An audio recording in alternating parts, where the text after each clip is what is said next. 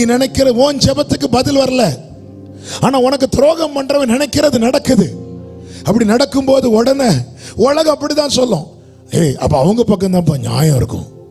இருக்கட்டும், இந்த பூமியிலிருந்து உன் நியாயம் என்னைக்கு எடுபடுதோ அன்னைக்கு அந்த நியாயம் பரலோக கோர்ட்ல வரும். ஜீசஸ் கர்த்தர் யோசேப்போடு இருந்தார். கர்த்தர் யோசேப்போடு இருந்தார். குறித்த நாள் கர்த்தர் யோசேப்போடு இருந்ததை யாரும் அக்செப்ட் பண்ணல. அந்த டைம் வந்த போது அந்த எகிப்திலே பெரியவன் என்று அழைக்கப்பட்ட பார்வோன் சொல்லுகிறான், இவனுக்குள்ளே தேவர்களின் ஆவி இருக்கிறது. இவன் கூட உன் கூட கர்த்தர் இருக்கிறார் என்பது இன்னைக்கு உனக்கு தெரியணும், நாளைக்கு உலகத்துக்கு தெரிய வரும்.